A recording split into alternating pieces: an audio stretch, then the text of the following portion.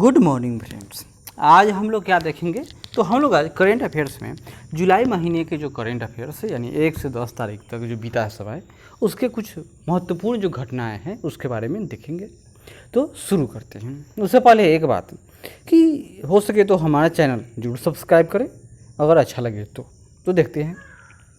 समय सीमा का विस्तार हुआ है। बार बार कोई भी जो आयोग या कोई कमेटी का गठन होता है तो बार बार भारत में उस समय का उसका विस्तार होते ही रहता है। तो देखिए, समय सीमा के विस्तार से चर्चा में रहे सामाजिक शेयर बाजार को भारत में लागू करने की सेबी के द्वारा किसकी अध्यक्षता में समिति का गठन किया गया है। तो सेबी यह क्या है, तो यह जो शेयर बाजार है, जैसे कि बैंक का सब कुछ हेड कौन होता है, तो आरबीआई, उसका नीति नियामक सब कुछ देखने वाला। इसी तरह एलआईसी या इंश्योरेंस जितने भी कंपनी है उसका प्रमुख कौन, इरडा। और ट्राई होता है, जितने दूरसंचार कंपनी है एयरटेल जियो जितने भी हैं सबके हेड कौन, तो ट्राई। इसी तरह से भी शेयर बाजार में हम लोग जो सुनते हैं आज इतना शेयर बढ़ गया, कल इतना उछल गिर गया, इस तरह का ग्राफ बनता है। तो वही सेबी के द्वारा किसकी अध्यक्षता में, तो ईशान हुसैन की अध्यक्षता में सामाजिक शेयर बाजार को भारत में लागू करने के लिए क्या, तो एक समिति का गठन किया गया था, उसी का समय बढ़ा दिया गया है। दूसरा, यूएनएचआरसी उच्चायुक्त की टिप्पणी से चर्चा में रहे पश्चिम योजना किस क्षेत्र से संबंधित है। यूएनएचआरसी मतलब क्या, यूनाइटेड नेशंस ह्यूमन रिसोर्स, यानी कि जितने भी प्रवासी लोग होते हैं या जिस शरणार्थी कहिए उनको, उससे संबंधित यह संगठन है। किसका, तो संयुक्त राष्ट्र संघ का। इसने टिप्पणी किया किस पर, तो पश्चिम योजना। तो पश्चिम योजना का संबंध किससे है, तो यह इजराइल और फिलिस्तीन में दो भाग होते हैं। एक होता है उसका जो फिलिस्तीन यानी इजराइल का जो पश्चिमी यानी मेडिटेरियन साइड से इलाका है उसका नाम है गाजा पट्टी, और जो इजराइल के पूर्वी साइड में है यानी कि जो जॉर्डन नदी के पश्चिमी किनारे पर है उसका नाम क्या है, तो वेस्ट बैंक। तो हाल में घटना क्या हुआ है कि इजराइल ने कोशिश के अनुसार जो वेस्ट बैंक है उसको इजराइल में पूर्णतः मिला लेने की घोषणा की गई थी, जिसको लेकर यूएनएचआरसी ने भी टिप्पणी किया होगा कि यह बहुत ही गलत बात है।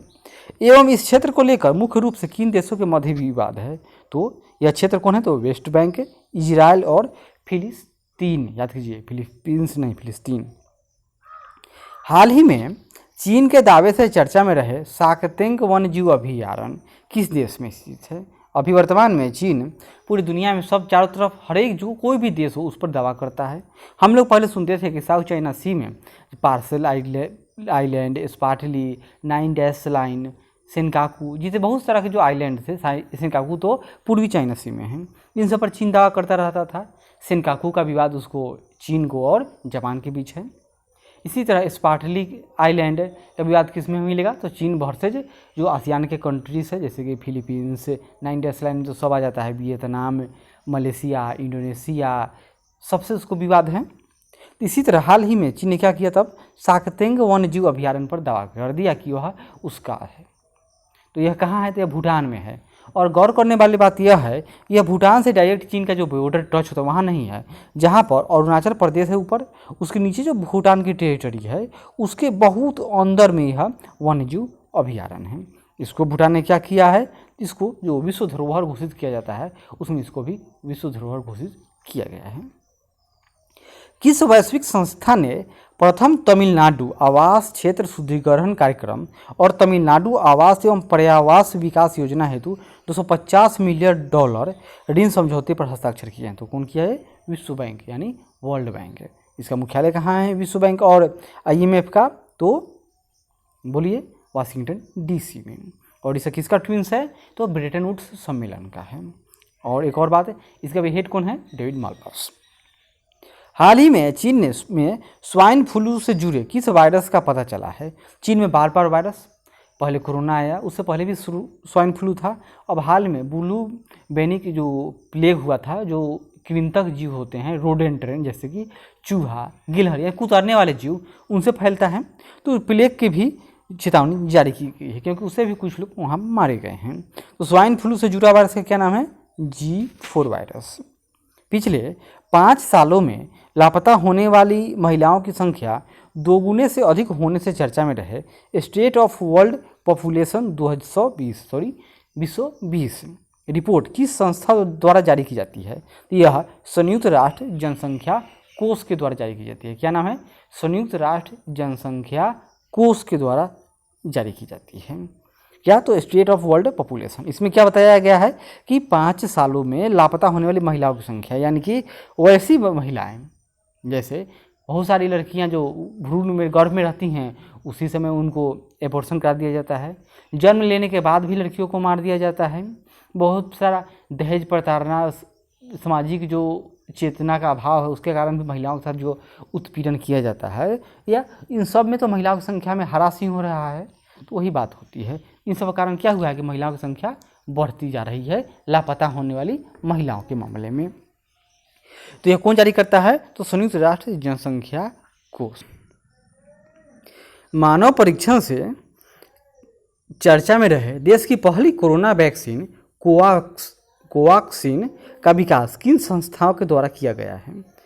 तो यह कोरोना वैक्सीन कौन है? भारत की पहली कोवाक्सिन। इसका विकास कौन किया? तो भारत बायोटेक, ICAMR और राष्ट्रीय विषाणु विज्ञान संस्थान के द्वारा मिलकर इसका विकास कराया गया है। और यह भारत की पहली कोरोना वैक्सीन है और जिसका ह्यूमन ट्रायल भी किया जा रहा है। और घोषणा की गई है कि 15 अगस्त को इसको पूरे देश में लागू किया जाएगा।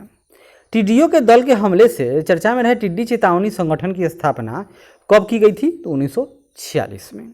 इसका मुख्यालय कहाँ स्थित है? हेडक्वार्टर?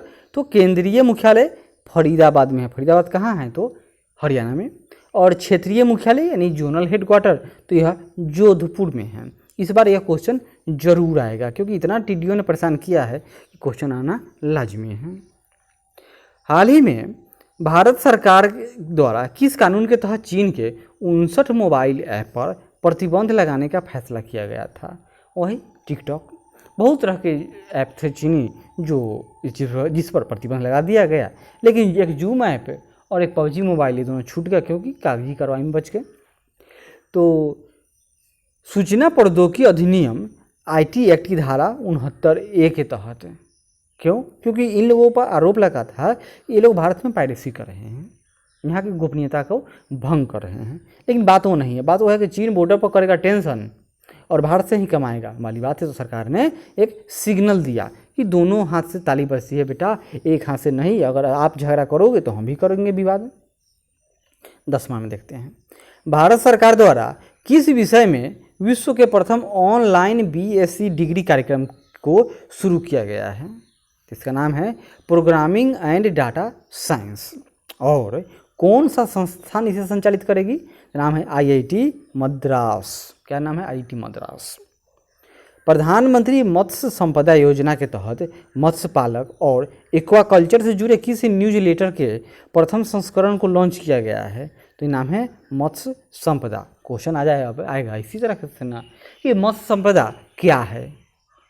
यह माइन का नाम है, यह ऑनलाइन पोर्टल है, यह न्यूज लेटर पत्र, यह पेपर है, इसी तरह बहुत कुछ आएगा। यह क्या है? यह न्यूज लेटर है, लेकिन यह भी ऑनलाइन न्यूज लेटर ही होगा। आगे देखिए 12वां, आर्टिफिशियल इंटेलिजेंस से जुड़ी प्रतिष्ठित वैश्विक लीडरशिप समिट COGX 2020 में आर्टिफिशियल इंटेलिजेंस से जुड़े किस भारतीय पहल को 2 कैटेगरी में इनाम मिला है? तो कहाँ कहाँ इनाम मिला है भारत को? आर्टिफिशियल इंटेलिजेंस से संबंधित जो समिट हुआ है उसमें COGX 2020 में। तो my government MyGov corona help desk, यानी जिसमें सरकार क्या कर रही है तो कोरोना के लिए सहायता कर रही है। तो इन दोनों को मिला है, मतलब 2 हैं। कौन? एक माई गवर्नमेंट और कोरोना हेल्प डेस्क। आगे बढ़ते हैं।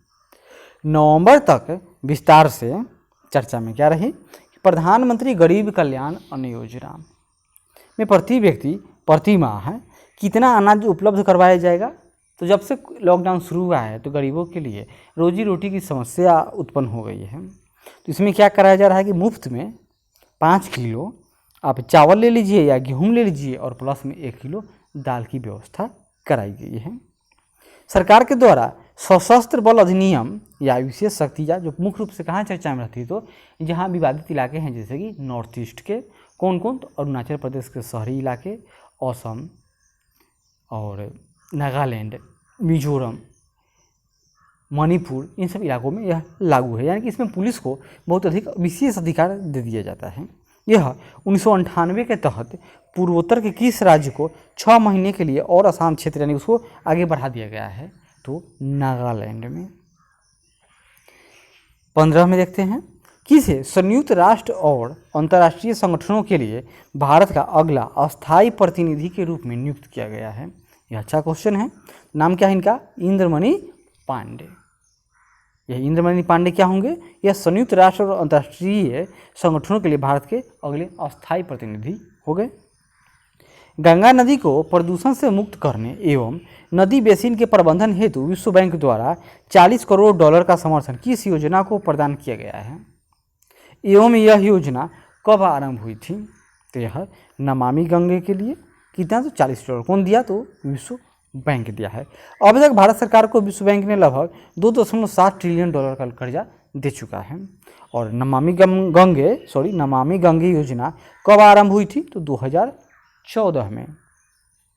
आगे देखते हैं, सोशल मीडिया पर फेक न्यूज को रोकने हेतु किस वैश्विक संगठन के द्वारा वेरीफाइड और पॉज पहल की शुरुआत की गई है? तो कौन किया? तो संयुक्त राष्ट्र संघ यानी यूनाइटेड नेशन की बात हो रही है। इसका मुख्यालय कहाँ? तो न्यूयॉर्क में है। और अभी इसके महासचिव कौन है? तो एंटोनियो गुटेरेस हैं। किस भारतीय लेखिका को उनकी कृति के लिए कॉमनवेल्थ शॉर्ट स्टोरी प्राइज, यह महत्वपूर्ण है, कॉमनवेल्थ शॉर्ट स्टोरी प्राइज 2020 पुरस्कार प्रदान किया गया है? नाम इनका पांडे जी, कृतिका पांडे। और इन्होंने क्या लिखा? इनके शॉर्ट स्टोरी का नाम the great Indian tea and snacks. The great Indian tea and snacks.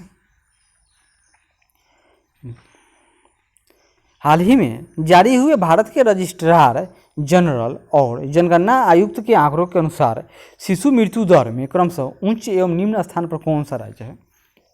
यानी भारत में शिशु मृत्यु दर सबसे अधिक कहाँ है? तो मध्य प्रदेश। कितना? तो 48। इसलिए इसको क्या कहा जाता है? भारत का इथोपिया।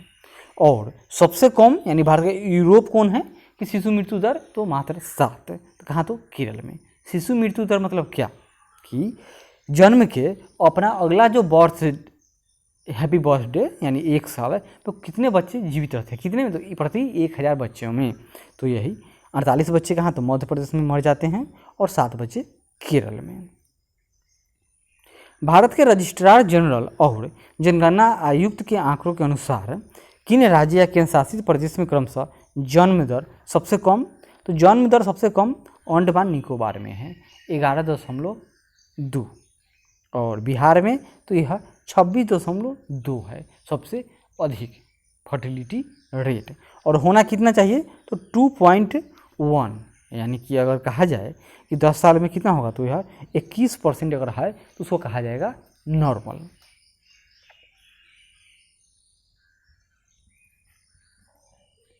भारत के रजिस्ट्रार जनरल और जनगणना आयुक्त के आंकड़ों के अनुसार भारत में वर्ष 2018 के लिए भारत में बाल मृत्यु दर कितनी है? तो 2018 के लिए भारत में बाल मृत्यु दर 32 एवरेज है भारत का। भारत सरकार के द्वारा किस कानून के तहत बब्बर खालसा, खालिस्तान जिंदाबाद फोर्स आदि संगठनों के 9 व्यक्तियों को आतंकवादी घोषित करार दिया गया है? तो गैरकानूनी गतिविधियां अधिनियम 1967, जिसमें संशोधन किया गया 2019 में कि अब किसी व्यक्ति को भी आतंकवादी घोषित किया जा सकता है। प्रतिवर्ष 1 जुलाई को किसके उपलक्ष्य में नेशनल डॉक्टर्स डे मनाया जाता है? इनका नाम है डॉक्टर विधान चंद्र राय। यह पश्चिम बंगाल के दूसरे मुख्यमंत्री थे और ये डॉक्टर थे। भारतीय मूल के किन कृषि वैज्ञानिकों को संयुक्त राष्ट्र टिकाऊ खाद्य प्रणालियों के लिए सर्वश्रेष्ठ वैज्ञानिक साक्ष्य उपलब्ध कराने वाले समूह में शामिल किया गया है? तो नाम क्या है? प्रोफेसर रतनलाल और डॉक्टर उमा। इन दोनों को संयुक्त राष्ट्र टिकाऊ खाद्य प्रणालियों के लिए सर्वश्रेष्ठ वैज्ञानिक साक्ष्य उपलब्ध कराने वाले समूह में शामिल किया गया है। हाल ही में अमेरिका द्वारा 2050 तक शून्य कार्बन उत्सर्जन का रोड मैप जारी करने से चर्चा में रहे अमेरिका का विश्व में कार्बन उत्सर्जन में कौन सा स्थान है? सबसे महत्वपूर्ण ये क्वेश्चन है। तो कार्बन उत्सर्जन में अमेरिका का स्थान दूसरा है और प्रथम स्थान किसका है? तो चीन का है। आगे बढ़ते हैं। चीन के द्वारा आतंकवादी समूहों को हथियारों की आपूर्ति से चर्चा में कौन रहा? तो अराकान सेना। अराकान या आर्मी किस देश का आतंकवादी संगठन है? तो यह म्यांमार। कहाँ का? म्यांमार का है। और किस भारतीय युवक को सामाजिक बदलाव में असाधारण योगदान के लिए ब्रिटेन में के प्रतिष्ठित डायना अवार्ड से सम्मानित किया गया है? कौन डायना? तो वही राजकुमारी डायना की बात हो रही है। तो नाम है इनका नीरज मुर्मू, जो गिरिडीह के यानी झारखंड के गिरिडीह के हैं। और किस व्यक्ति ने वर्चुअल मंच पर आयोजित हुई रेस एक्रॉस अमेरिका अपने नाम की है? तो नाम है इनका लेफ्टिनेंट कर्नल भरत पन्नू। ये भी इंडियन हुए। और 29 में क्या है? अमेरिका द्वारा संचार नेटवर्क की सुरक्षा के लिए किन कंपनियों को राष्ट्रीय सुरक्षा के लिए खतरा बताया गया है? तो खतरा के रूप में किसको घोषित किया गया है? यह हुआवेई और ZTE। कहाँ की है? तो चीन की है। हुआवे क्या नाम है? हुआवेई, जो बहुत बड़ी कंपनी है और पूरी दुनिया में 5G सबसे पहली बार यही ला रहा है। और ZTE यानी जो आज हम लोग रियलमी, रेडमी, वीवो, ओप्पो, जितने भी जो चाइनीज मोबाइल हैं सबका अगर पेरेंट कंपनी कौन है? तो यही एकमात्र कंपनी। क्या नाम इसका? तो ZTE है। उद्योग मंडल फिक्की के द्वारा 2025 तक योजना को जारी रखने की मांग से चर्चा में रहे फेम 2 योजना का संबंध किससे है? पहले फेम 1 आया था, अब क्या है? फेम 2। ये क्या है? इलेक्ट्रिक और हाइब्रिड वाहन को बढ़ावा देने से संबंधित है। कौन? तो फेम योजना। परियोजना को जल्द पूरा किया गया है, उसके बाद चर्चा में है। क्या नाम है इसका? परियोजना जोजिला सुरंग, जोजिला टनल। यह किस मार्ग पर अवस्थित है? तो यह NH1 का ए होगा। और यह किन स्थानों को जोड़ेगा? तो यह श्रीनगर और से कारगिल लेह को जोड़ता है। और नौसैनिक अभ्यास से फ्रांस के पीछे हटने से चर्चा में रहे उत्तरी अटलांटिक संगठन का गठन, यानी बात हो रही है नाटो का। तो इसका मुख्यालय कहाँ है? तो ब्रुसेल्स से। कहाँ? तो बेल्जियम में। और इसका गठन कब हुआ? तो 1949 में। किसके जवाब में? तो वर्साय पैक्ट में क्या हुआ था? कि वर्साय पैक्ट में संयुक्त राष्ट्र जो USSR था यानी रसिया जो आज का वर्तमान है, इन लोगों ने समझौता एक संगठन बनाया था। उसके जवाब में नाटो भी अस्तित्व में आया था। दिल्ली सरकार के द्वारा प्लाज्मा बैंक बनाने से चर्चा में रहे। क्या नाम है? चर्चा में था ये प्लाज्मा बैंक। कहाँ बना? तो दिल्ली सरकार ने। एक यहाँ देखिए, रक्त में प्लाज्मा का हिस्सा कितना होता है? Question number 1। यह पूरे अगर 100% मान लीजिए खून, तो उसमें 55% प्लाज्मा होगा। एवं प्लाज्मा में प्रमुख तत्व कौन कौन होंगे? तो जल सबसे अधिक, प्रोटीन, लवण, हार्मोन्स और ग्लूकोज होता है। किसमें? तो प्लाज्मा में। भारत सरकार द्वारा किस संगठन के नियमों के अनुपालन हेतु खेलों में डोपिंग के खिलाफ राष्ट्रीय अनुपालन मंच के गठन का फैसला किया गया है? तो किसके अनुसार? तो यूनेस्को के अनुसार, यानी उसका जो पैमाना होगा उसको पालन करने के लिए भारत सरकार ने भी क्या बनाया? तो खेलों में डोपिंग के लिए, क्योंकि भारत में बहुत तरह के जो खिलाड़ी हैं और डोपिंग में फंसते रहते हैं और भारत की छवि बदनाम करते रहते हैं। यूनेस्को, इसका मुख्यालय कहाँ? पेरिस में। और इसमें चर्चा में क्यों था? क्योंकि इससे अमेरिका और इजराइल ने अपना नाम इसको कहिए कि इसको छोड़ दिया था। आगे देखते हैं। किस देश के राष्ट्रपति के पक्ष में 2036 तक अपना पद संभालने हेतु नागरिकों ने बहुमत से निवर्तमान राष्ट्रपति के पक्ष में मतदान किया? तो ऐसा कहाँ हो सकता है? वही नाम याद कीजिए, मिस्टर पुतिन। यानी राष्ट्रपति के रूस के राष्ट्रपति व्लादिमीर पुतिन। अब कोई विपक्ष में खड़ा ही न होगा तो लोग क्या करेंगे? वोट तो एक ही व्यक्ति को देंगे वाली बात है। सरकार द्वारा खरीद प्रक्रिया की मंजूरी दिए जाने से चर्चा में रहे अस्त्र मिसाइल की विशेषता क्या है? यह हवा से हवा में मार करने वाली या हाँ सही है वाली बियॉन्ड विजुअल रेंज मिसाइल है, यानी बिना आँख से देखे हुए भी और कोई हवाई जहाज चीज़ को फायर कर दिया जाएगा, यानी फायर एंड फॉरगेट। तो यह अपने जो थोड़ी आगे जो इसका टारगेट होगा उसको ये हिट कर देगा। दिल्ली उच्च न्यायालय के द्वारा व्यापक जन प्रसार हेतु किस अधिसूचना को 8वीं सूची की सभी 22 भाषाओं में प्रकाशित करने का आदेश दिया गया है? नाम है इसका पर्यावरण प्रभाव आकलन अधिसूचना 2020। और जो 22 भाषाएं हैं इसमें कौन भाषा नहीं शामिल है, तो याद कीजिए हिंदी, अंग्रेजी नहीं है, और फिर राजस्थानी और एक और भोजपुरी, ये सब 22 भाषा में नहीं शामिल हैं। अंतर्राष्ट्रीय बौद्ध परिसंघ 4 जुलाई को मनाई गई। इसमें क्या हुआ, धर्म चक्र दिवस मनाया गया। तो इसका संबंध किस ऐतिहासिक घटना से है एवं यह कहाँ है?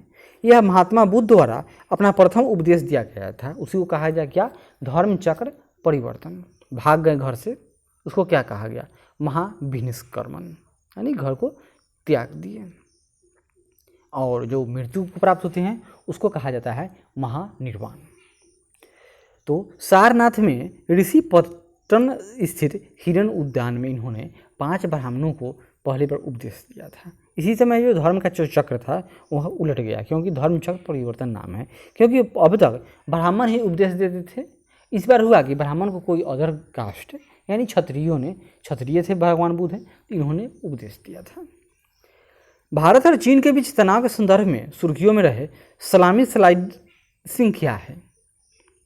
मतलब है छोटे छोटे सैन्य ऑपरेशन से धीरे धीरे किसी बड़े इलाके पर अपना कब्जा जमाना।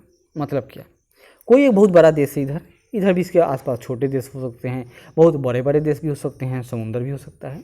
बीच एक देश है, यह देश मान लेते हैं कि बहुत ही एग्रेसिव है, बगल वाला देश है, यह सिर्फ और सिर्फ ये सब क्या है तो नॉर्मल कन्वेंशन में बांट जानता है।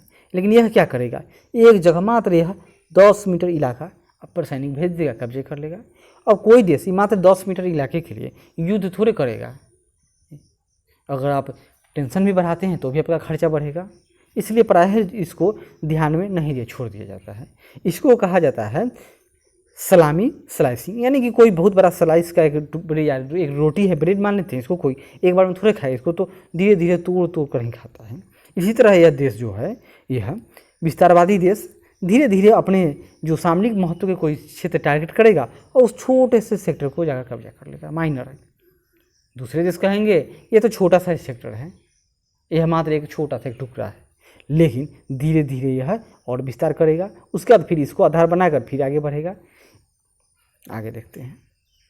फाइनेंशियल टाइम्स के अनुसार कोविड-19 महामारी में ग्रोथ करने वाली कौन सी कंपनी 100 कंपनियों की सूची में शीर्ष स्थान पर है? तो इनका नाम है अमेजन। और भारत की कौन सी कंपनी है जो इस कोरोना काल में सबसे अधिक बढ़ी है? तो रिलायंस इंडस्ट्रीज। कौन? तो मुकेश अंबानी वाली। भारतीय रेलवे के द्वारा किस नाम से देश की सबसे लंबी ट्रेन चलाई गई थी? इसका नाम है शेषनाग। इससे पहले अनाकोंडा नाम से चलाया था, जिसमें 177 डब्बे तो इसमें थे, जिसकी लंबाई 2.8 किलोमीटर थी। और इससे पहले लगभग 1.5 किलोमीटर लंबी ट्रेन चली, उसका नाम था अनाकोंडा। तो याद कीजिए, अनाकोंडा से लंबी कौन? तो शेषनाग।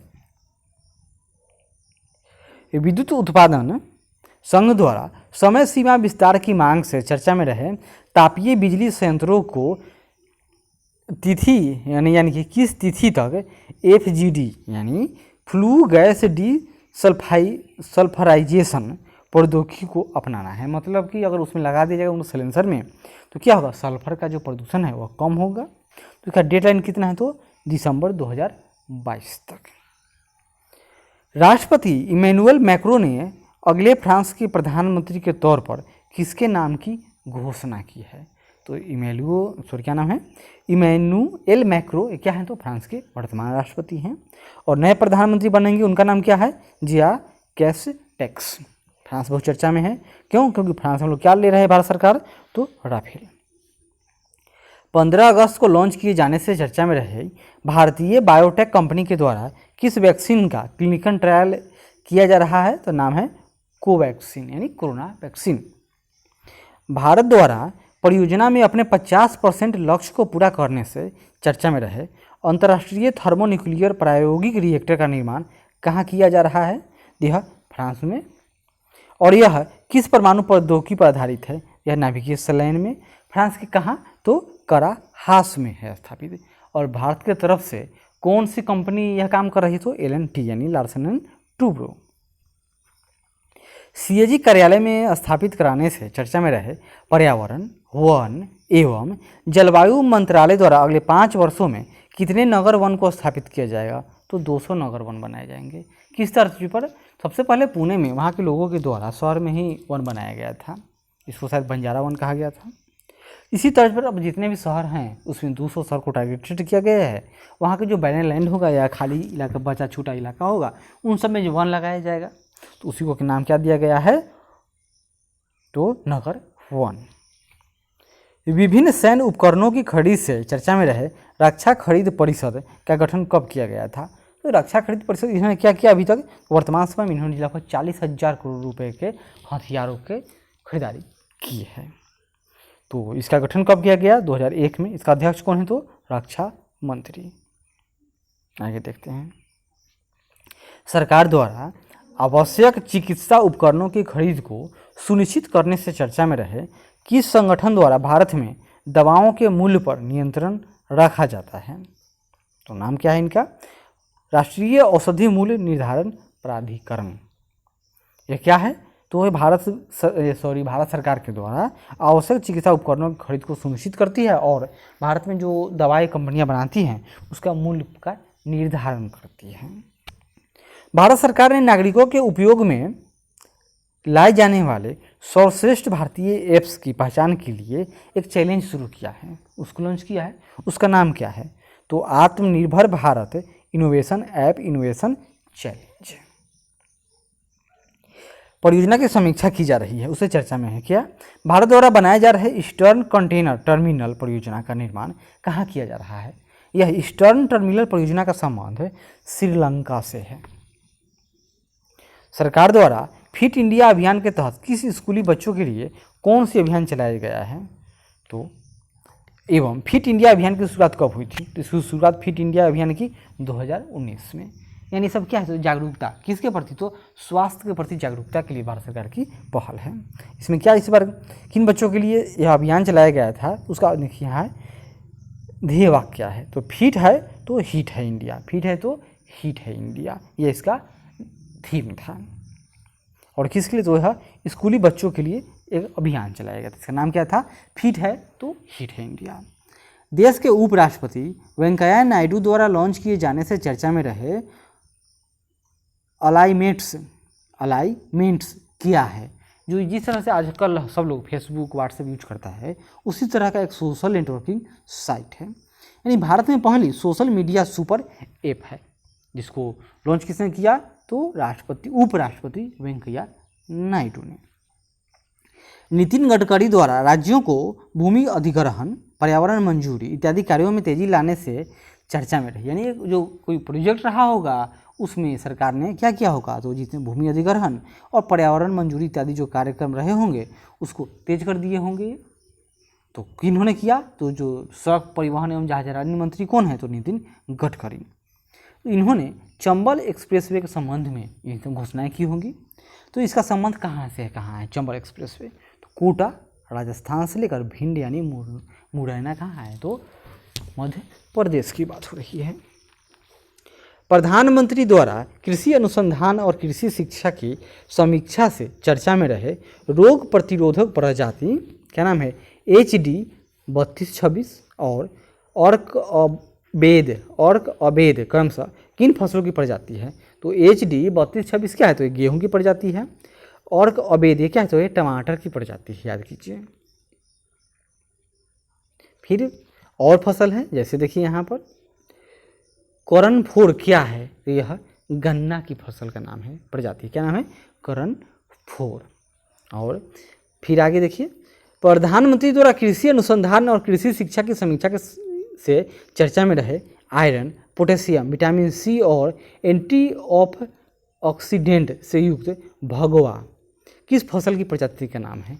तो भगवा यह आशीष वाला भगवा नहीं है, इस भगवा ये का नाम क्या है? तो यह अनार की प्रजाति का नाम है, क्या नाम है? भगवा। कोविड-19 महामारी के दौरान लोगों के घरों तो गैर कोविड आवश्यक स्वास्थ्य सेवाएं प्रदान करने से चर्चा में रही मोबाइल मेडिकल वैन क्या नाम है? धन्वंतरी रथ किस शहर से संबंधित है? तो यह अहमदाबाद से संबंधित है। यानी कि कोरोना का छोड़कर अगर अदर कोई बीमारी है तो उसके लिए सरकार ने एक मोबाइल डॉक्टरी लैब शुरू किया होगा, जिसमें घर घर जाकर इलाज कर दिया जाएगा। हांगकांग में चीन के विवादित कानूनों को लागू करने पर किस देश के द्वारा हांगकांग के 30 लाख लोगों को नागरिकता देने की पेशकश की गई है? तो कौन देगा, नागरिक बनाएगा? तो ब्रिटेन बनाएगा। विस्फोट हो गया है, यहाँ देखिए। हाल ही में विस्फोट से चर्चा में रहे नजांज परमाणु, यहाँ देखिए कभी मिलान करने में आ जाएगा कि इदलिब का मिलान कीजिए, स्वात वैली का मिलान कीजिए, इसी में एक रहेगा नजांज। तो इदलिब कहाँ? सीरिया में। स्वात घाटी कहाँ है? तो पाकिस्तान में। तो नजांज परमाणु संशोधन केंद्र तो कहाँ है? तो यह ईरान में ही, याद कर लीजिए। कहा जा रहा है कि इस पर इजराइल के जो हैकर्स से उन्होंने इसमें विस्फोट करा दिया, इसके कंप्यूटर को हैक कर लिया होगा, उड़ा दिया होगा। किस प्रौद्योगिकी कंपनी के द्वारा ब्रांड अभियान इट्स बिटवीन यू चलाए जाने की घोषणा की गई है? क्या नाम है ब्रांड्स? It's between you. तो कौन शुरू किया है? तो व्हाट्सएप ने शुरू किया है। एनजीटी को अपनी रिपोर्ट प्रस्तुत करने से चर्चा में रहे यमुना निगरानी समिति में कौन सदस्य शामिल हैं? तो यमुना निगरानी समिति इसको अपना रिपोर्ट किसको सौंपा? तो एनजीटी यानी नेशनल ग्रीन ट्रिब्यूनल को। और इसके सदस्य कौन कौन थे यमुना निगरानी समिति के? तो BS साजवान, शैलजा चंद्रा। आधिकारिक रूप से चीन द्वारा दावा करने से चर्चा में रहे शाकतेंगे वन्यजीव अभयारण्य, याद कीजिए। यह इसके बारे में पहले भी पढ़ चुके हैं, एक बार और पढ़ लेते हैं। यह वन्यजीव अभयारण्य किस देश में स्थित है? तो यह भूटान में स्थित है। सरकार के द्वारा खालिस्तानी समर्थक किस गैरकानूनी संगठन से जुड़ी 40 वेबसाइटों को प्रतिबंधित कर दिया गया है? तो सिख फॉर जस्टिस। और किस राज्य सरकार के द्वारा 1 साल तक के लिए कोरोना वायरस से जुड़े सुरक्षा संबंधी दिशा निर्देश का पालन करना अनिवार्य यानी मस्ट कर दिया गया है? तो नाम कौन राज्य है? तो केरल। ये आप समझ जाइए, सबसे विकसित राज्य जो स्वास्थ्य के मामला में है वो केरल। और केरल में ऐसी स्थिति है तो अन्य राज्य में क्या होगी? भारतीय वैज्ञानिकों ने कोविड-19 का संक्रमण पता लगाने के लिए सस्ता और बिना बिजली के चलने वाले किस सेफ्टी फ्यूज का विकास किया है? तो नाम इसका हैंडी फ्यूज। क्या नाम है इसका? Handy fuse.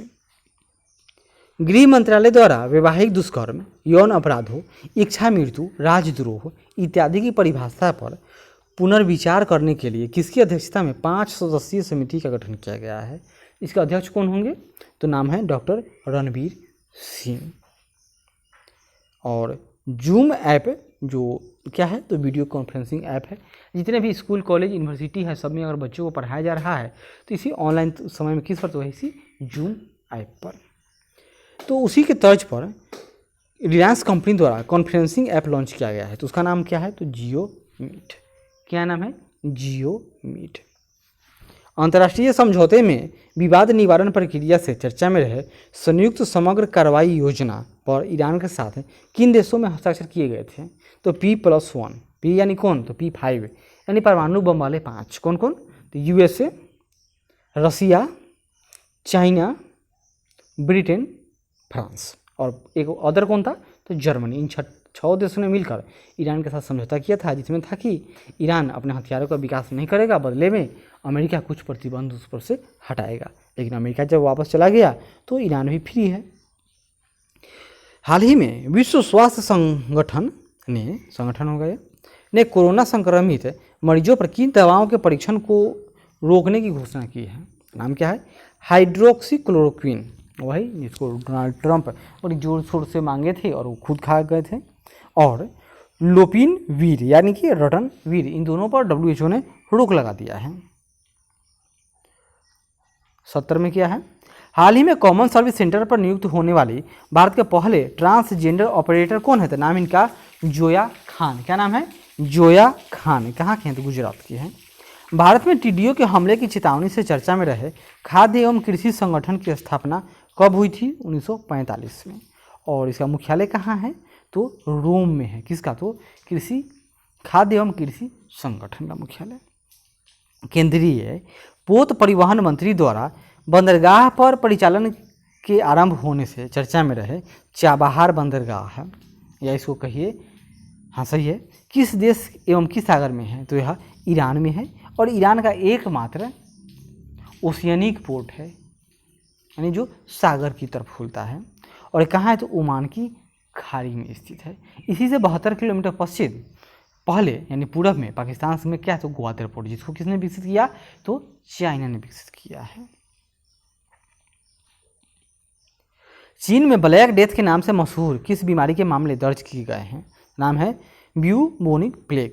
और इस बीमारी के वाहक कौन होते हैं, तो पिस्सू होते हैं। कौन पिस्सू, जो रोडेंट के शरीर पर रहते हैं। और किस देश ने प्रवासियों से संबंधित एक्सपेक्ट कोटा बिल को मंजूरी दी है, जिससे भारतीयों की संख्या का 15% तक सीमित करने का फैसला किया गया है? तो कहाँ की, तो कुवैत की। क्यों? क्योंकि कुवैत की आबादी मात्र 15 लाख है और कुल कुवैत की वहाँ की लोकल आबादी, और कुल कुवैत की आबादी कितना है, लगभग 50 लाख, जिसमें से कहा जाता है कि लगभग 3 मिलियन यानी कि लगभग 30 लाख कहाँ के लोग जाकर रहते हैं, तो लगभग भारतीय हैं। तो वही हो रहा है कि इसमें से 8 लाख से अधिक लोगों को बाहर निकाल दिया जाएगा, यानी जो कुल उसकी आबादी है उसका 15% ही फिक्स कर दिया जाएगा कि एक भारत के लिए रहेगा। 10% कोटा किसको, तो मिस्र को दिया जाएगा। भारतीय सेना द्वारा यानी इंडियन आर्मी द्वारा संभावित खरीद के संदर्भ में चर्चा में रहे प्रीडेटर बी और सी गार्जियन क्या है?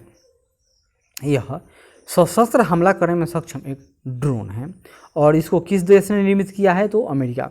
भारत के जितने भी हथियार आते हैं या तो रूस से आएंगे या मुख्यतः अमेरिका से, और कुछ हथियार आते हैं जैसे कि इजराइल से। जैसे इजराइल से क्या, तो बराक जो स्पाइक बम था वह, और